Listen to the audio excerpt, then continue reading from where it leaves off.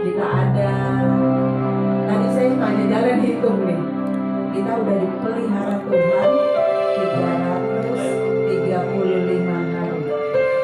Benar ya? 300 kan, 1 tahun ini 365. 30 hari lagi kita akan mengakhiri tahun 2024. Tuhan baik ya bagi kita. Amin. Semua merasakan kebaikan Tuhan. Amin. Saya jemput Bapak Ibu sekalian bangkit berdiri. Kita nyanyikan pujian ini. Dalam Yesus kita bersaudara. Amin.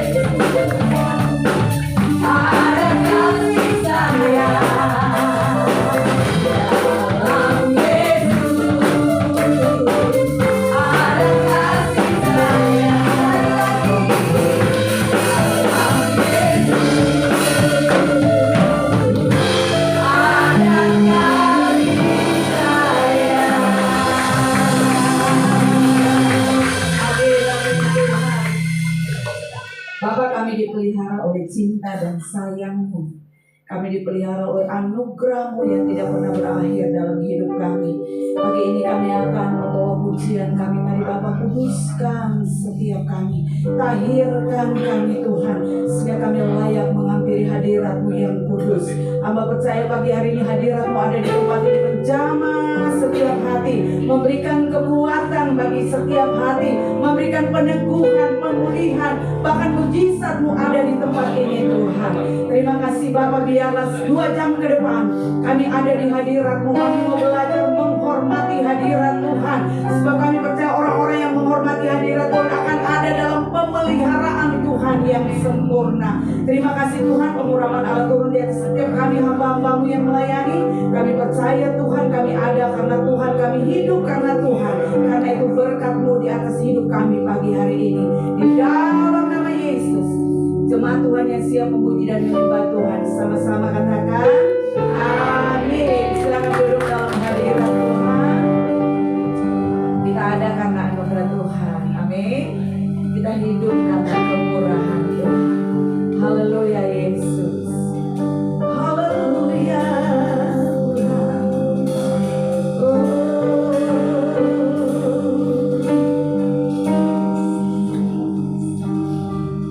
Ku ada sebab anugerah-Mu, ku ada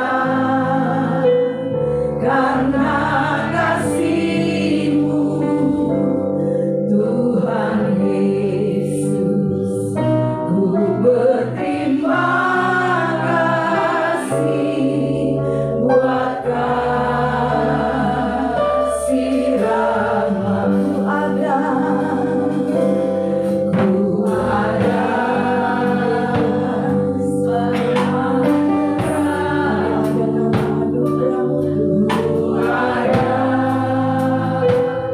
karena kasih-Mu, Tuhan Yesus. Ku berterima kasih buat kasih rahmat-Mu. Terima kasih Yesus, Yesus.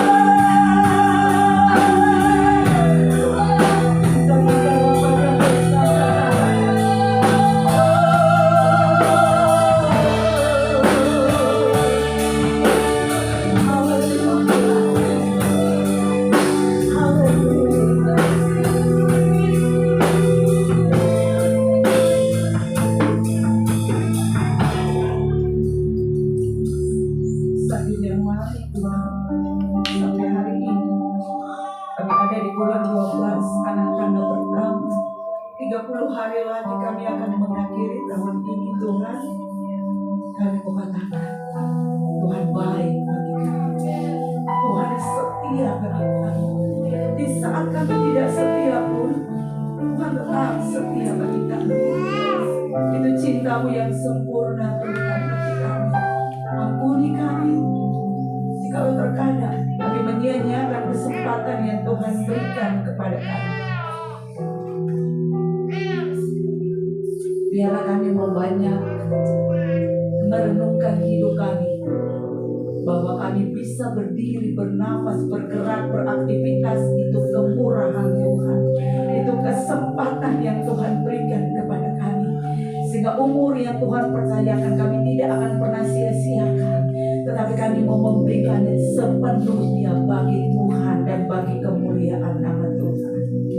Haleluya Yesus, haleluya Tuhan, haleluya.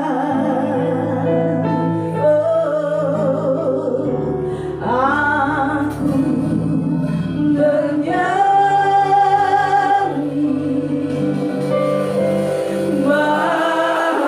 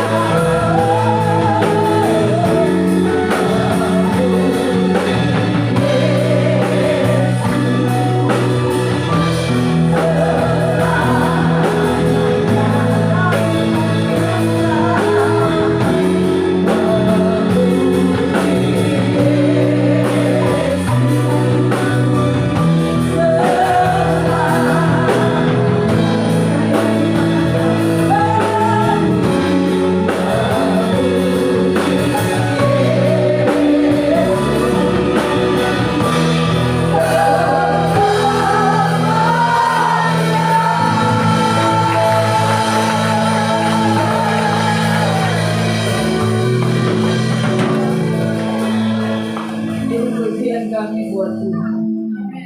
Dalam segala keadaan kami mau tetap memuji Tuhan. Karena Tuhan terlalu baik bagi kami. Kami mau lebih lagi berkata kepada Tuhan, Engkau itu sangat baik, amat baik dan teramat baik Tuhan di dalam hidup kami. Bapak Ibu yang siap memuji Tuhan lebih lagi, sama-sama katakan amin. Kita berikan kemuliaan bagi Tuhan.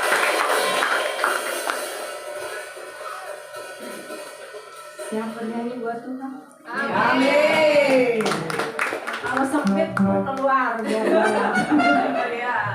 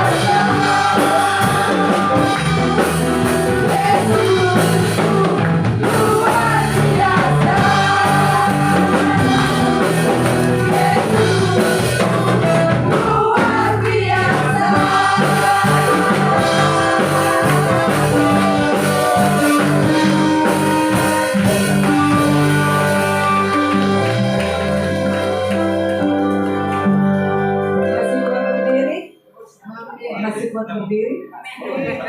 Allah kita heran dan besar. Katakan kiri kanan saudara. Allah kita heran dan besar. Allah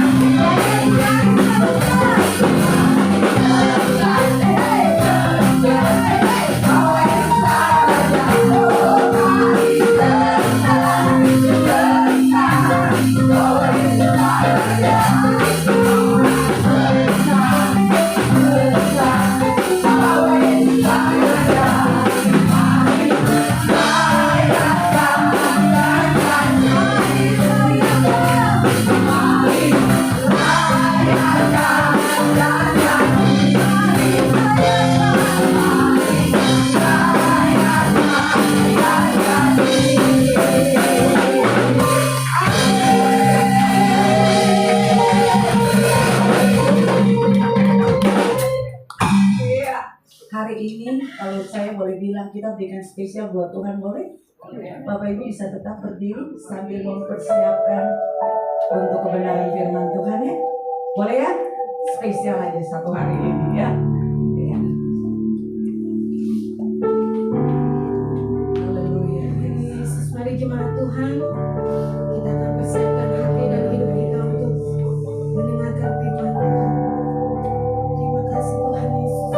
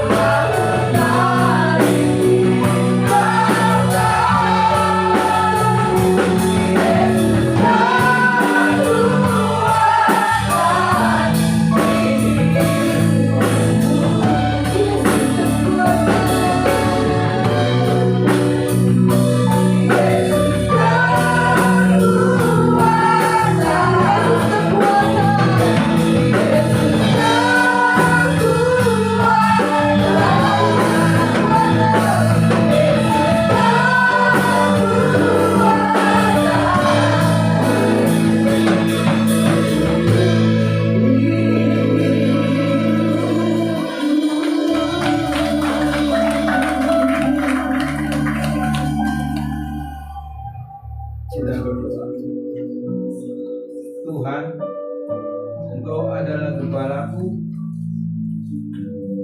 tak akan kekurangan aku. Dan Engkau memberikan aku di padang yang berumput hijau, membimbing aku ke air yang tenang. Engkau menyegarkan jiwaku, Engkau menuntun aku di jalan yang benar oleh karena nama-Mu. Sekalipun aku berjalan dalam lembah kekelaman, aku tidak takut bahaya.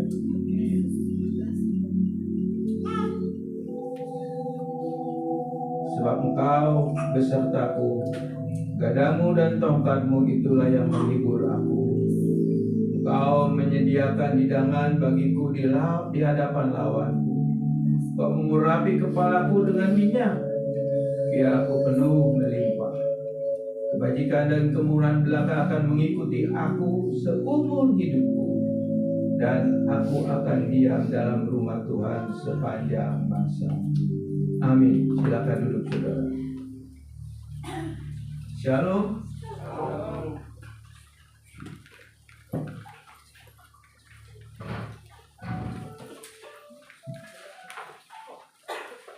Saudara, tema kita hari ini adalah mengenal Yesus Kristus yang sudah mendamaikan kita dengan Allah. Jadi di sini saya tulis tema ini, hal yang perlu menjadi perhatian buat saudara dan saya, ya, buat kita semua.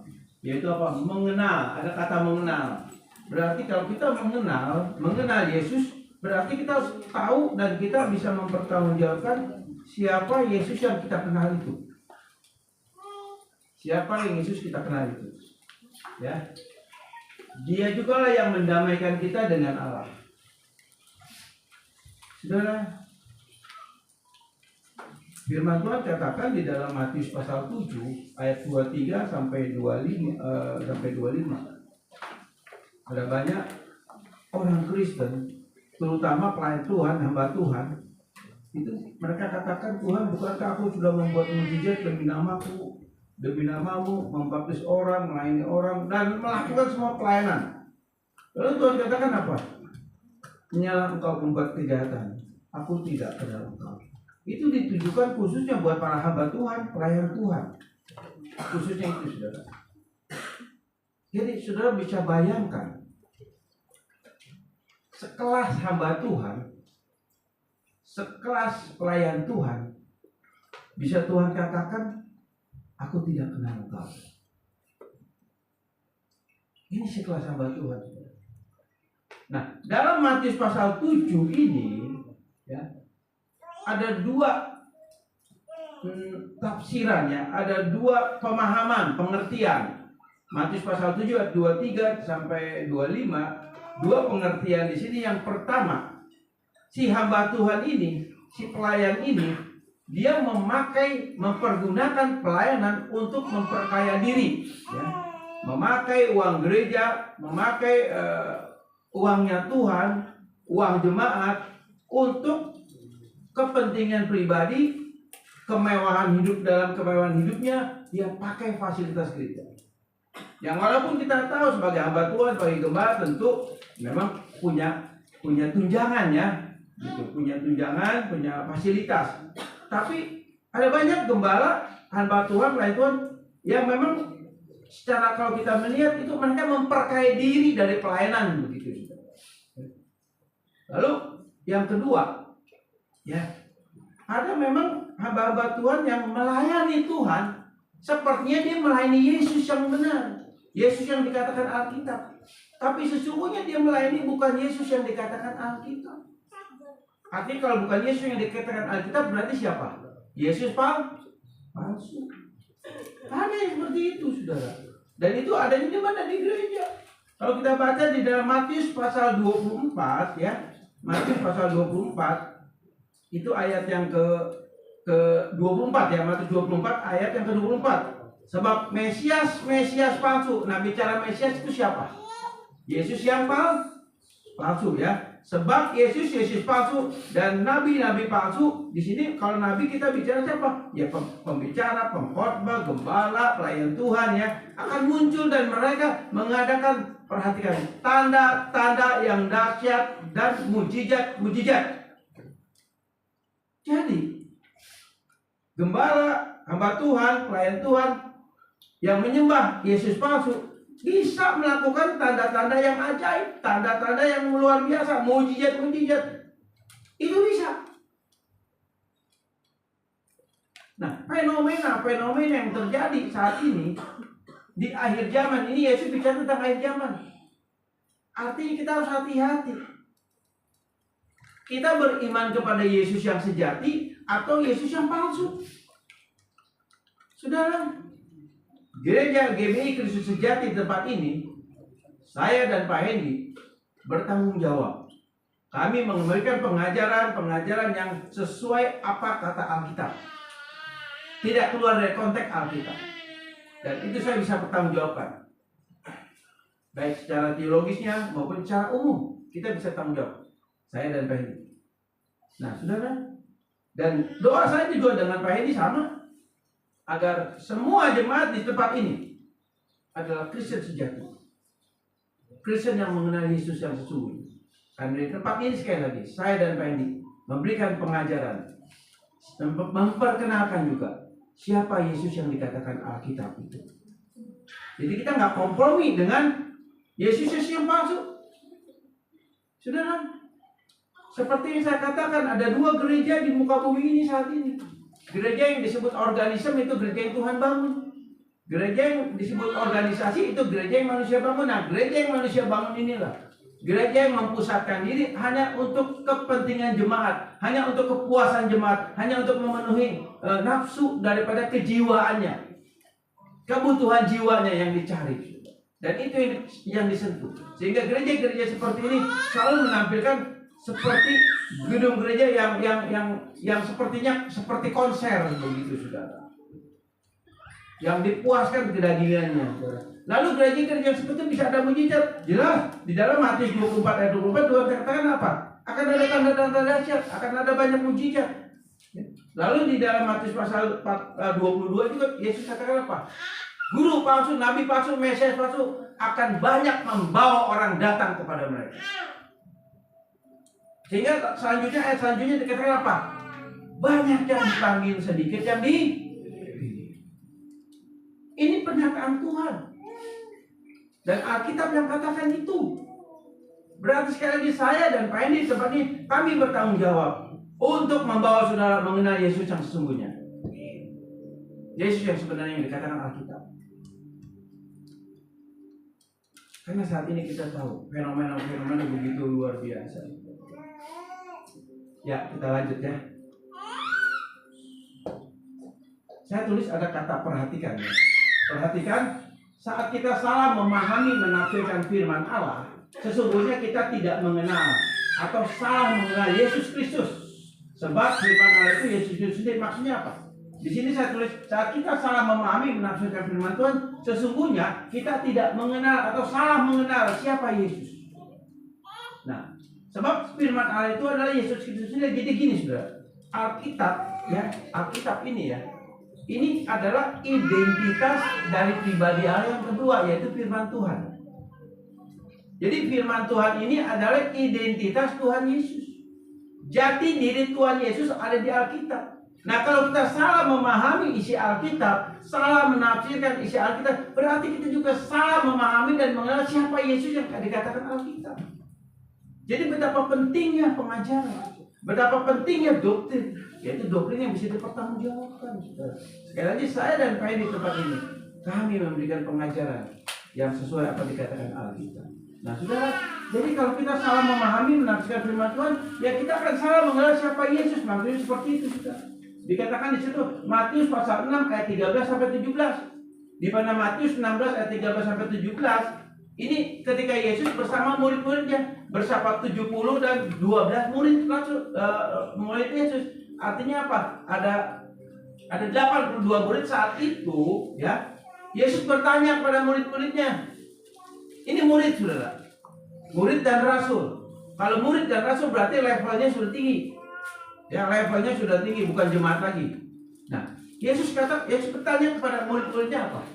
Kata kamu siapa aku? Kata kamu siapa aku? Lalu ada yang bilang Yeremia, ya, ada yang bilang Yesaya, ada yang bilang Elia, ada yang bilang Yohanes Pembaptis. Semuanya nggak bisa kenal Yesus. Padahal mereka selama 3 tahunan mereka bersama Yesus, tidur bersama Yesus, makan bersama Yesus. Mereka ngikut Yesus pada memberikan pengajaran. Mereka ikut 3 tahun mereka ikut Yesus. Tapi ketika Yesus tanya, siapa aku ini? Semuanya nggak bisa jawab. Jawabannya ngawur. Engkau adalah Elia, engkau Yeremia, engkau Yesaya, engkau adalah Yohanes Pembaptis. Memang saat itu Yohanes Pembaptis sudah dihukum pancung. Coba sudah bayangin, itu murid yang selama 3 tahunan mereka berjalan terus sama Yesus, mendengar pengajaran setiap hari, masih salah memahami, mengenal Yesus itu siapa. Lalu Petrus, ya, katakan apa kepada Yesus? Engkau adalah Mesias, anak Allah yang hidup. Lalu Yesus katakan apa? Hei Petrus, itu bukan kamu yang mengatakannya, Roh Bapakku yang mengatakannya. Nah, ini kita pahami, saudara. Roh Bapakku yang mengatakannya. Artinya Petrus dipakai oleh Roh Kudus, di mana Roh Kudus menaruh dalam hati Petrus sehingga Petrus bisa mengakui bahwa engkau adalah Mesias, anak Allah yang hidup. Demikian juga saudara dan saya di tempat ini. Kalau kita sudah dilahirbarukan, kalau kita sudah menerima Yesus sebagai Tuhan dan Juru Selamat, otomatis ada Roh Allah di dalam hati kita, di dalam roh kita. Sehingga dengan Roh Allah yang ada di dalam roh kita, kita bisa mengaku bahwa Yesus adalah Tuhan dan Juru Selamat kita. Jadi kita bisa mengaku Yesus yang sejati karena ada Roh Allah di dalam diri kita, atau ada Roh Kudus di dalam hati kita, di dalam roh kita.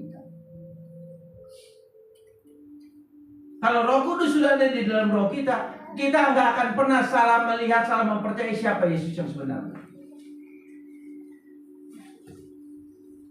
Jadi pengakuan iman itu penting. Iman itu pengakuan. Iman itu tindakan. Iman itu perbuatan atau tanggung jawab.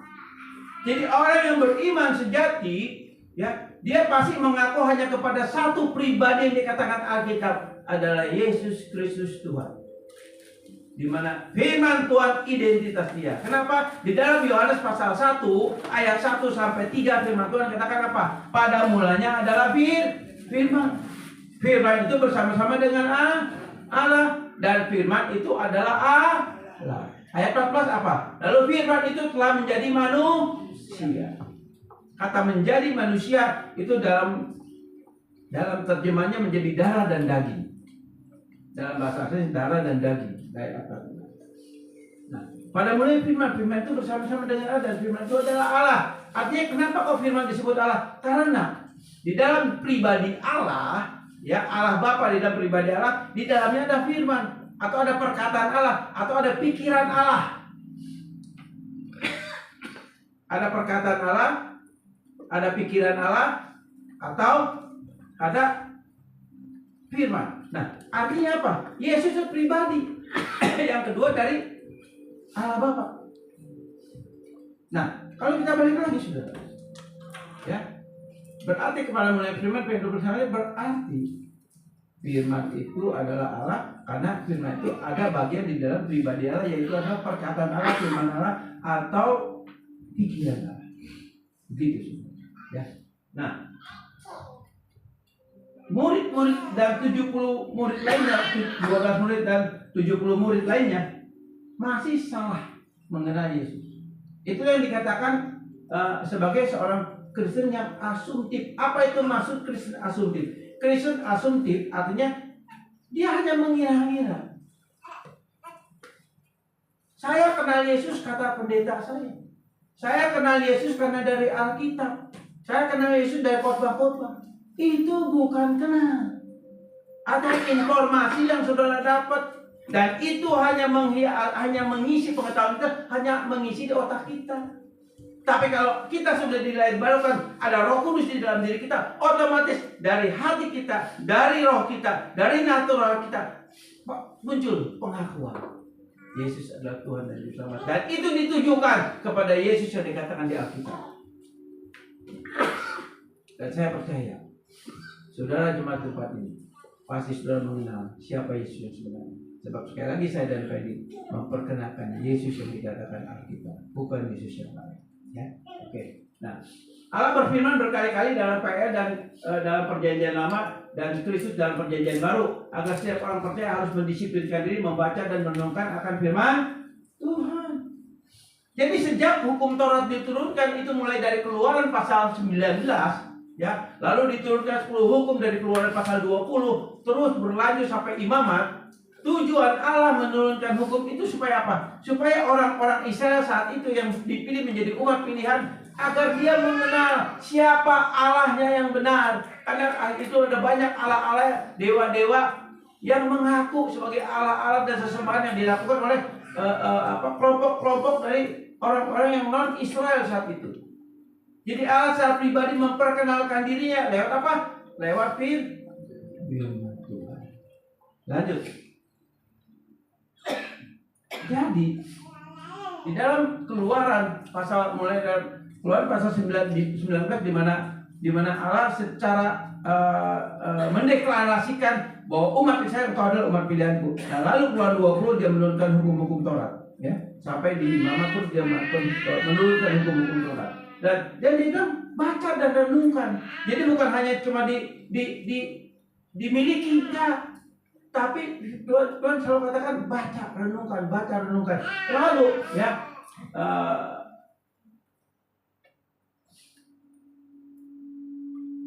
Allah kepada bangsa Israel, kepada ahli Taurat, kepada imam-imam satu orang Lewi, ya, itu sudah menetapkan bangsa itu menjadi bangsa pilihan.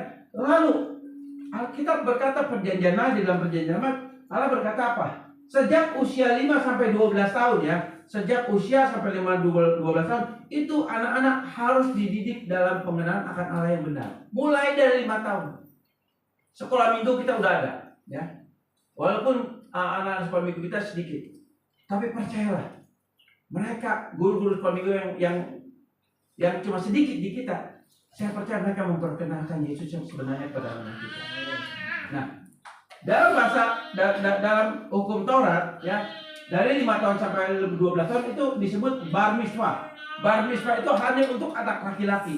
Lalu bat mitzvah itu anak perempuan. Jadi anak laki-laki dan anak perempuan itu dididik dari usia 5 tahun untuk belajar dan mengenal firman Tuhan. Itu dididik dengan ketat, saudara. Nggak main-main. Karena Allah serius. Sebab dia ingin kita mengenal Allah dengan benar. Dan lewat firman Tuhan ini kita bisa mengenal dia dengan benar. Tanpa ini kita nggak bisa mengenal firman Tuhan yang benar. Seperti itu, saudara. Ya, lanjut. Yesus Kristus datang hanya untuk memperdamaikan kembali dengan Allah. Setelah kita mengenali siapa Yesus yang sesungguhnya, tujuan Yesus datang ke dunia apa? Untuk memperdamaikan kita dengan Allah. Tujuan dia itu cuma satu, memperdamaikan kita dengan Allah. Karena kita tahu orang tua pertama kita yaitu Adam dan Hawa, ketika jatuh dalam dosa, otomatis hubungan mereka dengan Allah itu terputus. Jadi tidak ada relasi lagi karena dosa. Nah, jadi Yesus Pak yang diutus, firman yang menjadi manusia, datang ke dunia untuk apa? Untuk memperdamaikan antara kita dengan Allah Bapa di surga. Hanya lewat Yesus sudah dan saya diperdamaikan. Tanpa Yesus kita tidak didamaikan. Tanpa Yesus kita tidak bisa mengenal siapa Allah yang kita sebut, yang kita panggil Bapa. Hanya lewat Yesus. Jadi Yesus datang ke dunia ini hanya dengan satu tujuan, yaitu apa? Memperdamaikan saudara dengan Allah. Cuma itu. Enggak ada yang lain. Dalam memperdamaikan kita dengan Allah, otomatis di dalamnya maut yang adalah di dalam roh kita, itu Tuhan tanggung di atas kayu salib. Jadi kalau saudara dan saya sudah percaya Yesus mengenai Yesus yang benar, otomatis maut atau kebinasaan itu sudah Tuhan tanggung di atas kayu salib. Artinya apa? Walaupun natur daging kita ini berdosa, ya, tapi maut sudah tidak ada lagi. Pada saat tubuh kita kembali menjadi debu dan tanah, kita akan kembali berkumpul bersama Bapa di surga. Karena apa? Karena maut itu sudah tidak ada lagi. Nah, saudara,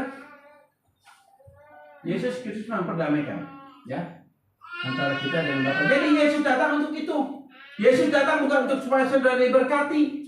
Yesus datang bukan untuk saudara terima mujizat. Yesus datang bukan untuk supaya saudara jadi makmur, kaya raya, tidak.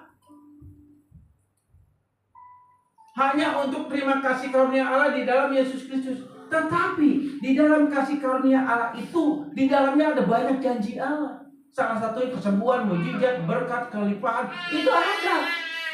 Jadi jangan kita salah memfokuskan iman kita.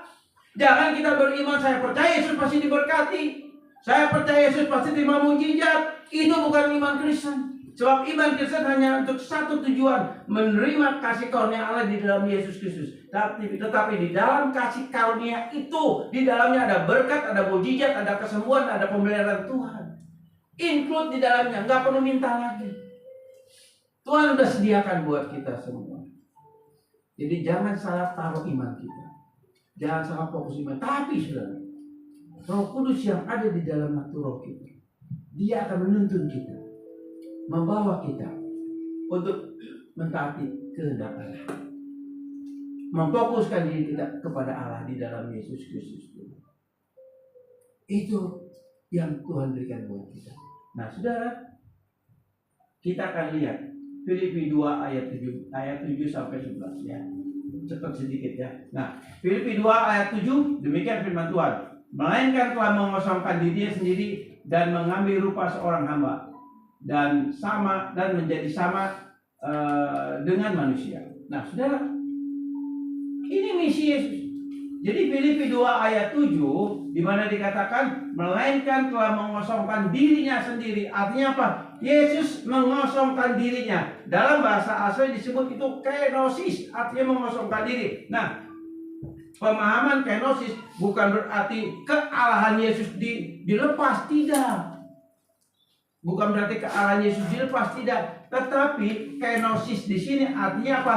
Dia tidak lagi pakai atribut sepenuhnya sebagai Allah yang adalah roh. Nah, ini perlu saudara tahu juga. Allah Tritunggal, Bapa, Anak dan Roh Kudus, itu bentuk kepribadiannya, wujudnya adalah roh, tidak berwujud. Termasuk Yesus adalah roh adanya. Sehingga kisah para rasul Lukas selalu menulis apa? Roh Kristus, artinya memang gitu roh. Tetapi dia mau datang ke dunia, artinya apa? Dia menanggalkan keroh Allahannya menjadi manusia dan mengubah dirinya menjadi manusia, dan dikatakan mengosongkan dirinya dan mengambil rupa seorang hamba menjadi manusia. Dia menjadi seorang hamba. Tujuannya apa? Menjadi seorang hamba untuk supaya dia menjadi sama dengan kita. Dia menjadi sama dengan kita. Maksudnya apa, saudara? Artinya dia telah datang dan dilahirkan secara manusia normal. Tetapi DNA yang ada di dalam diri Yesus tidak ada DNA Adam dan Hawa, tidak ada DNA Yusuf dan Maria. Tapi DNA yang ada di dalam diri pribadi Yesus adalah DNA yang betul-betul hanya berdiri sendiri. DNA yang tidak ada hubungan antara suami dan istri. Benih suami dan istri tidak ada. Maka dari itu dia bukan punya DNA manusia yang dibuahi dari persetubuhan antara laki-laki dan perempuan. Dia nggak punya DNA seperti itu. DNA dia tunggal. DNA Yesus adalah tunggal. Nah, pemahaman seperti ini, saudara, dia menjadi sama seperti kita, sama dengan manusia. Artinya memang secara pribadi, secara wujud dia manusia 100%. Tetapi sama di sini artinya apa? Sama seperti manusia, tetapi tidak ada benih dosa di dalam diri Yesus. Kenapa? Sebab ketika Yesus dilahirkan bukan karena benih Yusuf dan Maria, dia tidak mewarisi dosa Adam, dosa keturunan tidak ada di dalam diri Yesus, sehingga Yesus adalah disebut manusia yang suci. Kalau kita lihat di dalam 4 Injil, khususnya Injil Yohanes, bagaimana ketika Yesus di atas kayu salib, ya, dia menyerahkan nyawanya. Kalau dia nggak serahkan nyawanya, dia nggak akan bisa mati, saudara. Kenapa? Kalau dia nggak serahkan nyawa, dia nggak bisa mati. Karena tidak ada dosa di dalam dirinya. Saudara dan saya mengalami dosa, ya, mengalami dosa karena dosa itu kita akan mengalami kematian. Itu karena dosa.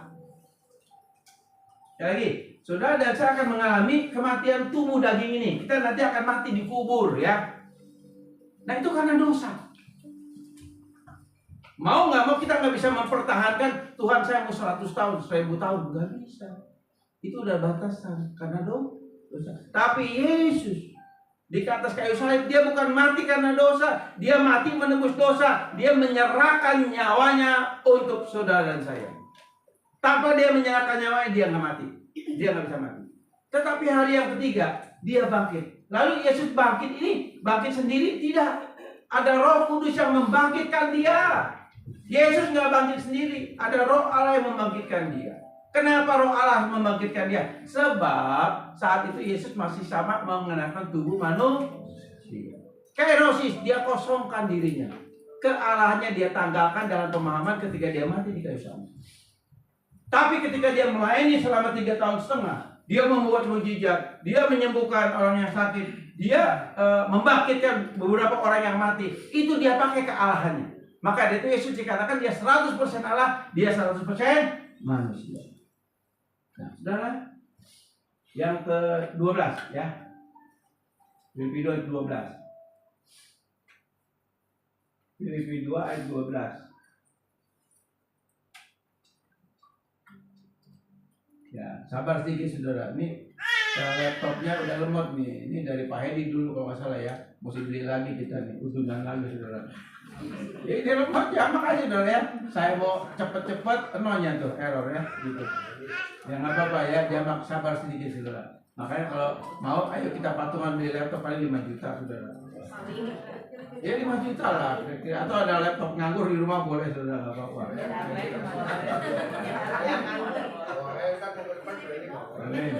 Bisa? Hah? Filipi 2 ayat 8 ya, ayat 8 ya. Ayat 12 ya. Bukan ada 12, ayat 8 dong. Filipi 2 ayat 8. Yang tadi ya, betul kayaknya yang tadi ya. Sorry.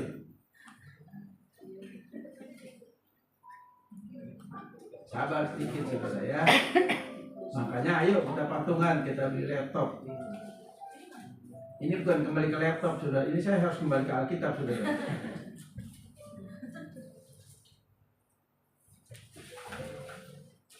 Filipi 2 ayat ke 8. Nggak bisa ya? Oh iya, oke. Nah, dan dalam keadaan sebagai manusia, ia telah merendahkan dirinya dan taat sampai mati, bahkan sampai mati di kayu salib. Di situ ada kata dia taat.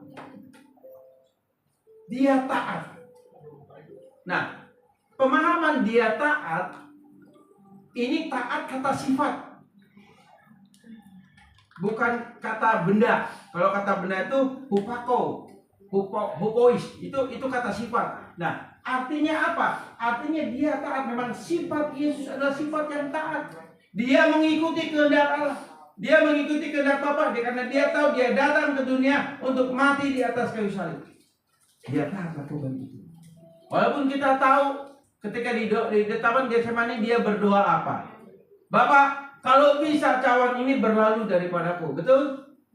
Tapi biarlah kehendakmu yang jadi. Itu kata sifat. Jadi sifat Yesus adalah sifat yang setia. Nah, bagaimana dengan saudara dan saya? Apakah kita juga bisa setia kepada Yesus? Amin. Sebab iman itu juga setia, saudara. Karena kata pistis itu juga bisa arti setia. Nah, di dalam Roma pasal Galatia pasal 5 ayat 22 dikatakan dari 9 rasa buah roh, itu salah satunya ayat yang terakhir di dalam Roma pasal Galatia 5 ayat 22, kesetiaan itu juga pistis, bicara iman yang setia begitu. Dan dalam keadaan sebagai manusia, Yesus telah merendahkan dirinya dan taat sampai mati, bahkan sampai mati di kayu salib. Saudara, ingat nggak Yesus berkata apa di dalam Lukas 9 ayat 23? Kalau engkau ikut aku, sangkal dirimu, betul? Pikul salibmu setiap hari. Yesus sudah mati di atas kayu salib 2000 tahun yang lalu untuk saudara dan saya. Tapi salib Kristus itu juga ada pada saudara dan saya. Ketika saudara dan saya memikul salib kita, sesungguhnya salib yang kita pikul itu adalah salib Kristus. Yesus katakan apa di dalam Matius pasal 11 ayat 28-29. Mari datanglah kepadaku yang letih lesu. Betul nggak? Mari datanglah kepadaku yang letih lesu. Pikulah kuk yang kuberikan kepadamu. Sebab kuku itu ringan. Artinya, kalau kita memakai pikiran kita pikul salib berat, tapi percaya salib itu sudah Tuhan tanggung di atas kayu gantung itu. Jadi ketika saudara saya menjalankan memikul salib kita, artinya apa? Kita berjalan bersama Yesus. Artinya Yesus sudah melakukan itu. Dia mampu dan dia taat dan sampai mati di atas kayu salib dan dia dibangkitkan. Saudara dan saya memikul salib kita, kita pun akan mampu melakukannya. Apa sih arti pikul salib diri sendiri? Arti pikul salib diri sendiri ini punya pengertian adalah mematikan keinginan daging kita. Di dalam diri kita ini ada dua keinginan, ada dua kehendak. Kehendak dosa dan kehendak firman. Kehendak dosa dan firman. Dan kalau sudah dan saya mau jujur, kalau kita mau jujur, setiap hari lebih banyak mana yang kita lakukan? Kehendak dosa atau kehendak firman? Halo? Kehendak dosa. Termasuk saya. Kita akan lebih banyak mengikuti kehendak dosa daripada kehendak firman. Itu pasti. Marah, kecewa, kesel, nggak sabaran. Betul? Disakiti, kecewa dan lain sebagainya. Itu kehendak dosa. Dan kita seringkali melakukan itu. Dan lebih banyak itu daripada kalah. Artinya apa? Ikut aku sampai dirimu, pikul salibmu setiap kita harus yang itu menjadi satu fokus kita untuk kita tetap bahwa dia sudah mati bagi kita dan kita pun harus mati. Sebab di dalam Kolose pasal 3 ayat 5 dikatakan apa? Kolose 3 ayat 5 dikatakan apa? Matikan segala keinginan dagingmu. Ada. Matikan segala keinginan dagingmu. Dan itu menjadi bagian kita. Jadi kita berperang setiap hari untuk lebih mentaati kehendak Allah daripada kehendak dosa kita. Di mana jiwa kita satu-satunya pintu yang sering saya katakan untuk menyatakan kehendak dosa atau menyatakan kehendak Allah atau firman Tuhan.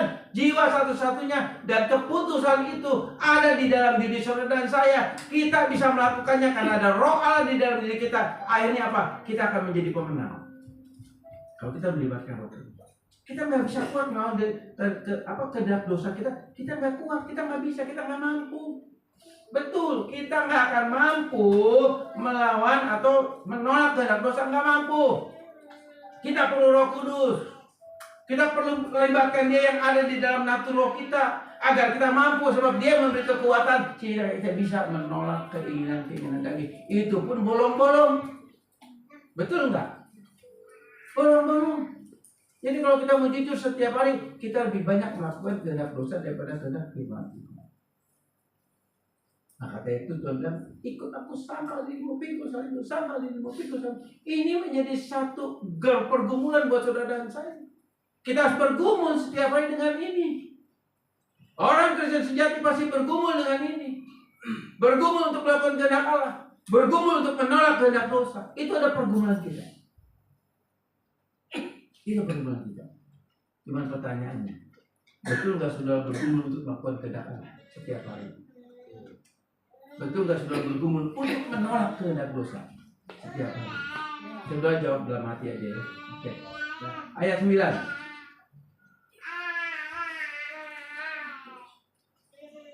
Itulah sebabnya Allah sangat meninggikan Dia dan mengaruniakan kepada nama di atas segala nama. Jadi di sini dikatakan ayat 9, itulah sebabnya Allah meninggikan Dia dan mengaruniakan kepadanya nama di atas segala nama. Artinya apa? Segala nama yang di atas, di langit, di bawah bumi itu akan bertekuk lutut. Ya, ayat 10 dikatakan apa? Supaya dalam nama Yesus bertekuk lutut segala yang ada di langit dan yang ada di atas bumi dan yang ada di bawah bumi. Saudara, ayat 10. Supaya dalam nama Yesus bertekuk lutut segala yang ada di langit. Ini bicara sorga. Berarti semua yang di sorga itu akan berlutut kepada Yesus. Semua yang di sorga akan menyembah Yesus. Lalu selanjutnya apa? Ya, selanjutnya yang ada di atas bumi. Artinya semua makhluk di muka bumi ini termasuk saudara dan saya, kita akan berlutut menyembah Dia, mengagungkan Dia. Nah, pertanyaannya saudara, betul nggak kita menyembah Dia? Betul nggak kita menyembah Dia? Menyembah dan mengagungkan Dia bukan ada di tempat ini kita memuji menyembah dengan ekspresi yang luar biasa. Bukan itu saja. Tapi pemahaman menyembah dan memuji Dia di sini artinya apa? Setiap hari dalam hidup kita, kita punya sikap hati yang menghormati, menghargai Tuhan karena Dia ada di dalam roh kita. Dia ada di dalam roh kita. Saudara berbuat dosa, boleh nggak dilarang, saudara? Mau buat dosa boleh. Saya katakan dalam mimbar ini, silakan berbuat dosa. Tapi kalau roh Allah ada di dalam diri saudara, ada Yesus dalam diri saudara, saudara menghargai nggak kehadirannya? Menghormati nggak?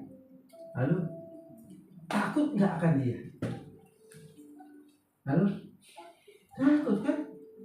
Karena Dia ada di dalam hati kita, di dalam roh kita. Artinya ketika saudara dan saya kehendak dosa atau keinginan daging membawa kita untuk kita berbuat dosa, harusnya hati kita ada rasa takut dan gentar. Karena Dia ada bersama kita, Dia tinggal di dalam diri kita, Dia tidak pernah meninggalkan kita.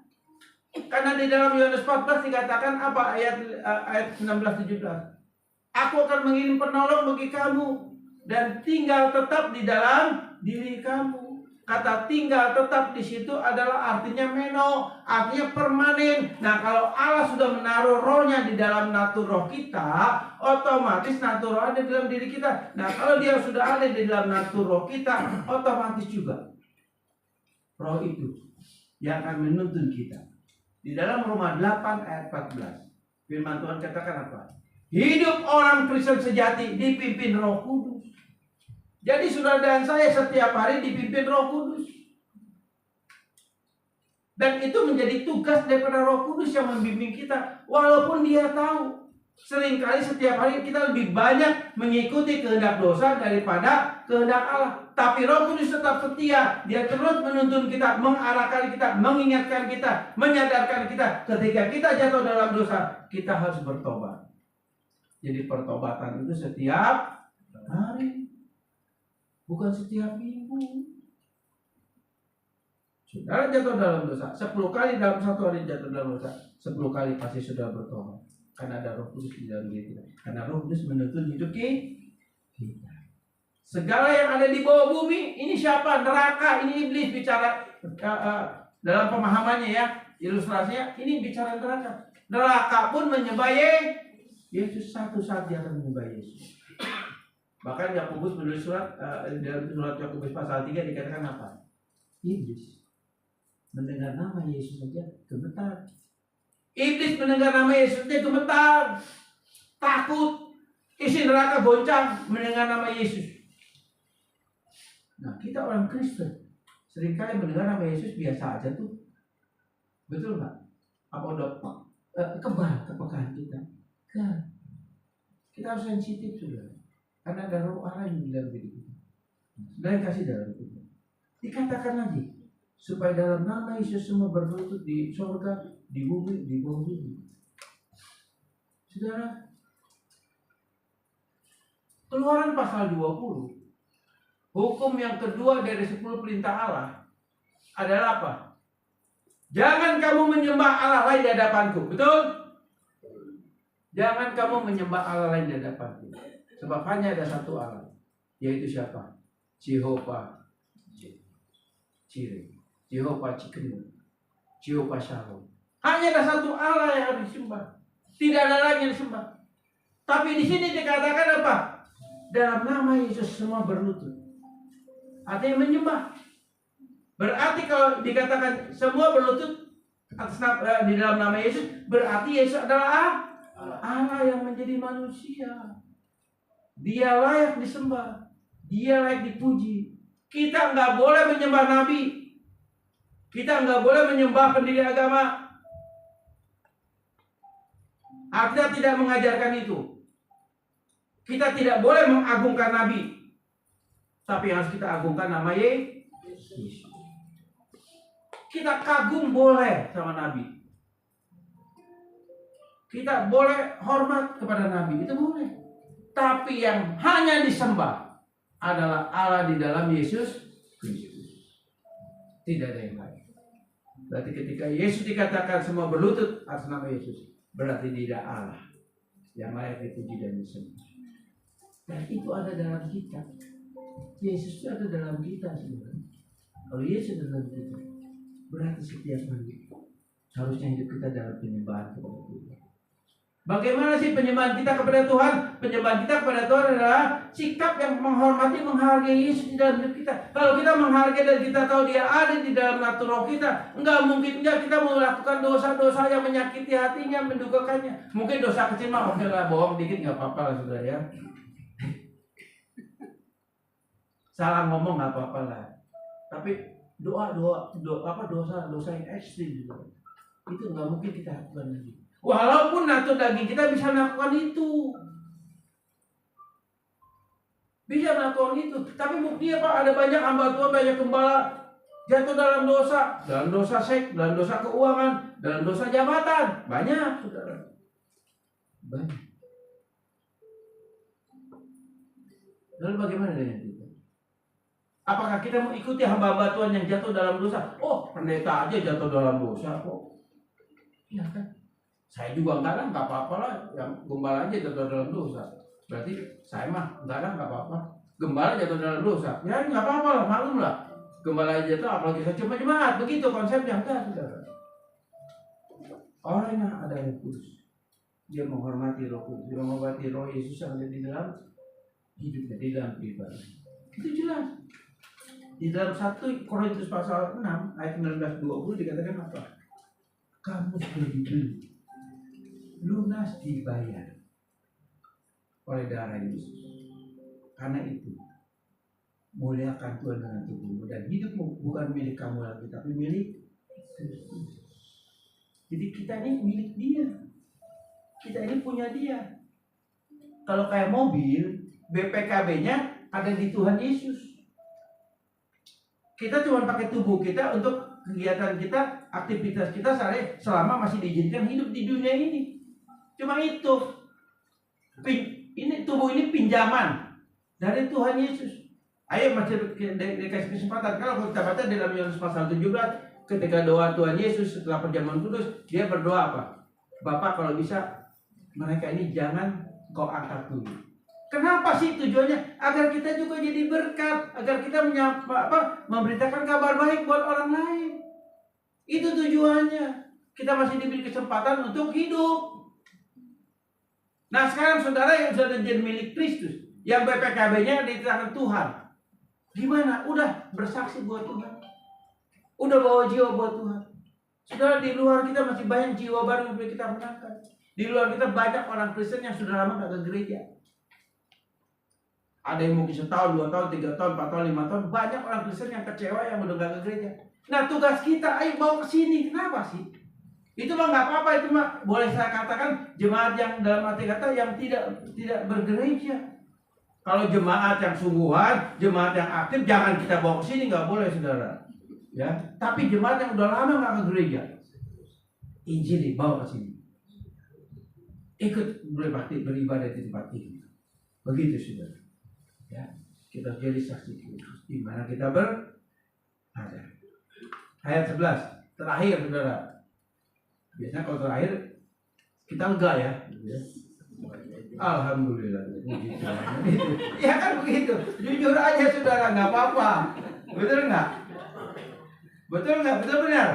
Betul. Itu kedagingan tau nggak? Memang daging kita maunya begitu. Lu buru-buru berhenti khotbah. Kan begitu. Buru-buru berhenti, udah kelamaan. Itu kedagingan, saudara. Betul, saya katakan itu kedagingan. Tapi faktanya seringkali kita terjebak di situ, betul nggak? Buru-buru ya, buru-buru.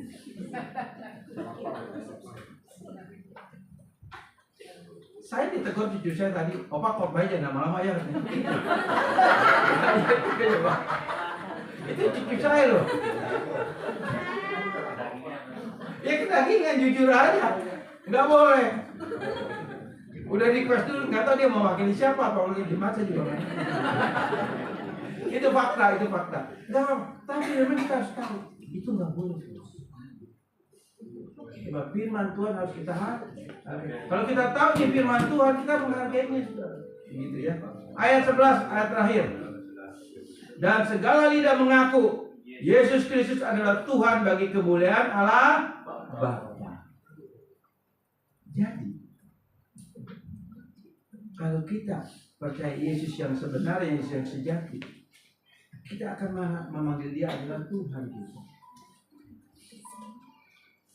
Tapi yang lebih abdo, yang lebih lengkap ada di dalam Yohanes pasal 20. Di mana Thomas Didimus itu berkata kepada Yesus apa? Ya Allah dan Tuhanku. Itu pengakuan yang benar. Ya Allah dan Tuhanku. Jadi Thomas Didimus mengakui Yesus bukan hanya sebagai Tuhan, tapi sebagai Allah. Saudara, dia memang Tuhan dan dia juga Allah. Karena kata Tuhan itu nama dari Allah. Tuhan itu bukan satu pribadi, tapi nama dari satu pribadi. Siapa pribadinya adalah Allah. Ada, kalau sudah baca di dalam Yesaya pasal 44 atau 42. Allah katakan apa? Tuhan itu namaku. Itu jelas. Dan memang nama Allah dan nama Tuhan itu berbeda, saudara. Kita jangan ganti nama Allah jujur, itu kurang ajar, saudara. Nggak boleh, ya. Itu memanipulasi firman, nggak bisa. Karena Allah itu bicara satu pribadi, Tuhan cuma nama dari satu pribadi.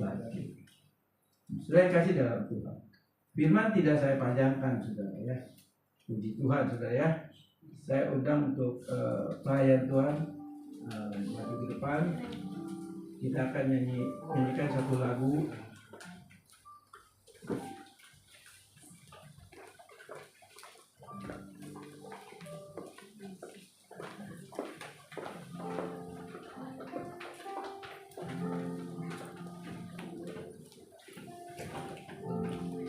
Saya undang untuk pelayan Tuhan maju ke depan.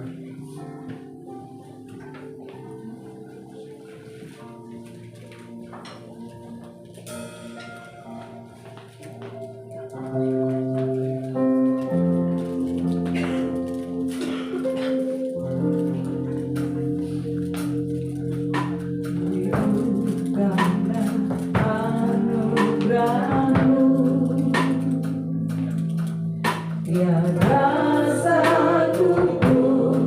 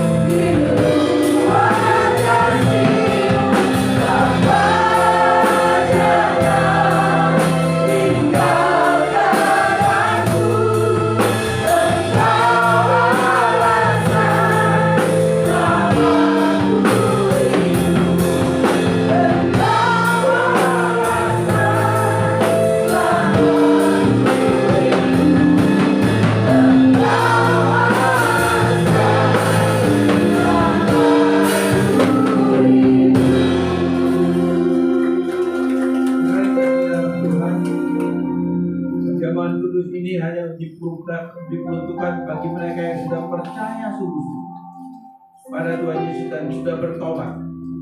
Anak-anak jangan mengambilnya.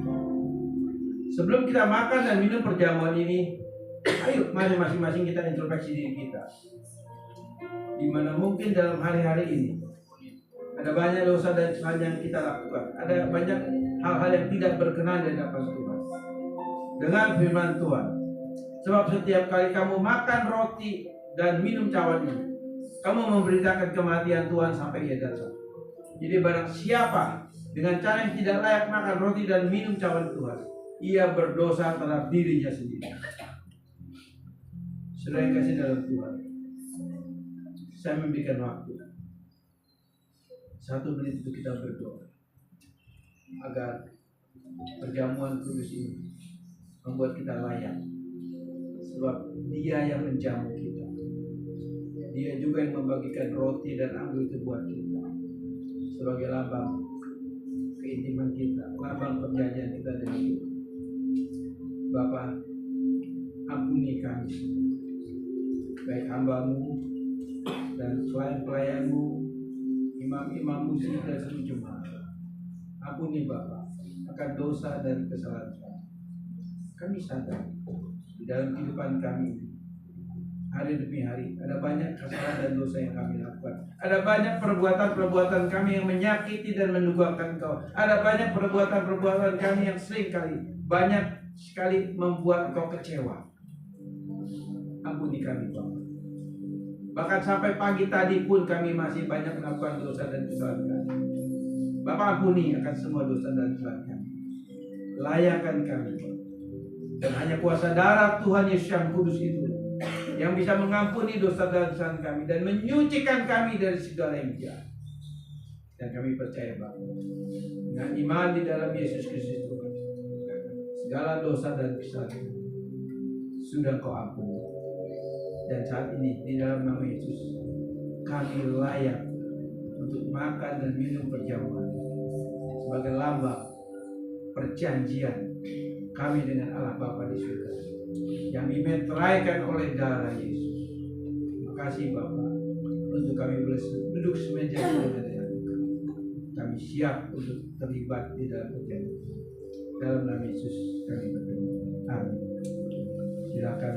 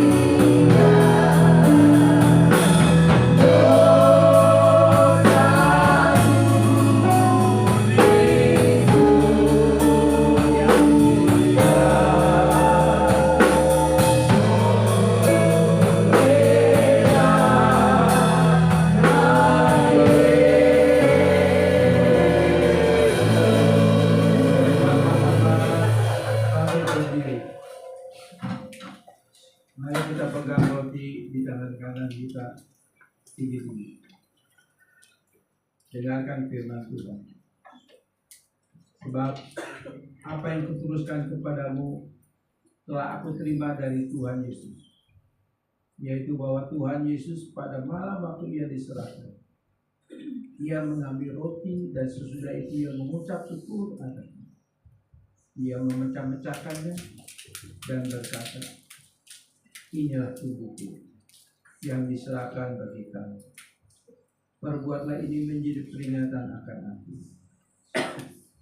Saudara yang dikasihi Tuhan, bukankah roti yang kita pecah-pecahkan ini adalah persekutuan dengan tubuh Kristus? Amin. Mari kita makan dalam nama.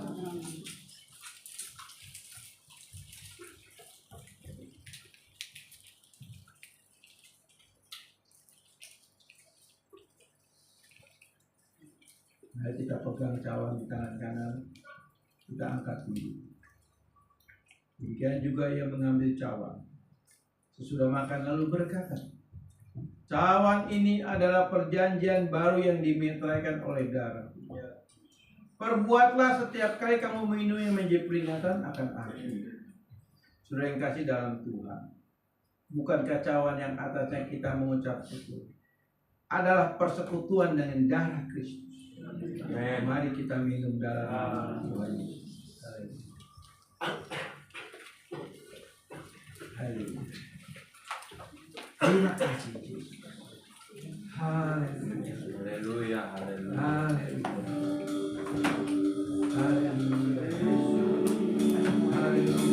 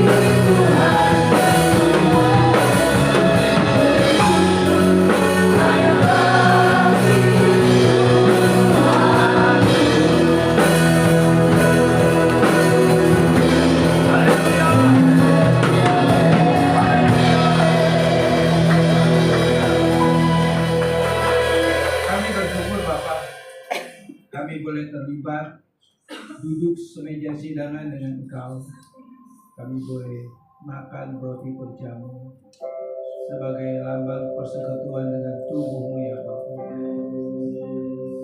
Roti yang adalah firman Allah, dan kami juga percaya firman Allah sudah ada tertulis di dalam hati kami, dan firman itu juga akan menerangi jiwa kami, dan dari jiwa kami ini juga lah hidup kami diterangi oleh firman. Terima kasih Bapak. Roti sebagai lambang dari pemeteraikan akan firman.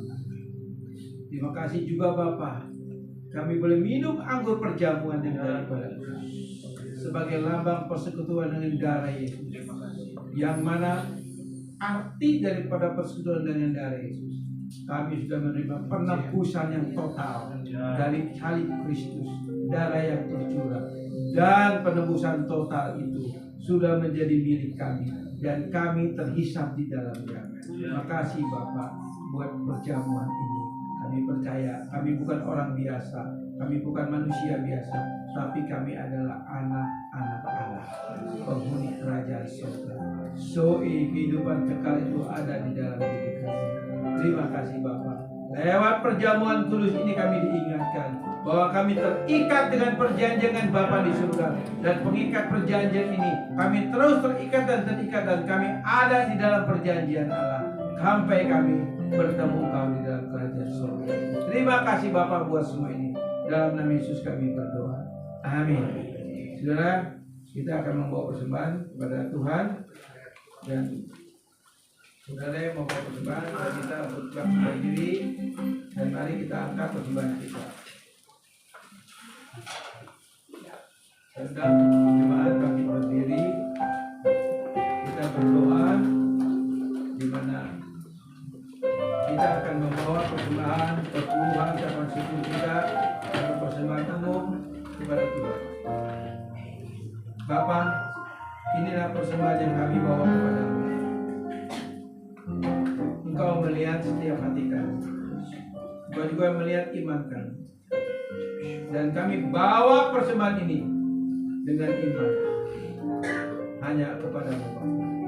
Dan kami percaya Bapa, Engkau akan memberkati jemaat-Mu dengan melimpah. Dari berkat-berkat yang melimpah yang mereka terima, mereka juga akan pakai untuk memuliakan Nama. Terima kasih Bapa. Dalam nama Yesus kami mengucap syukur, kami berkorban persembahan. Haleluya. Amin. Biarlah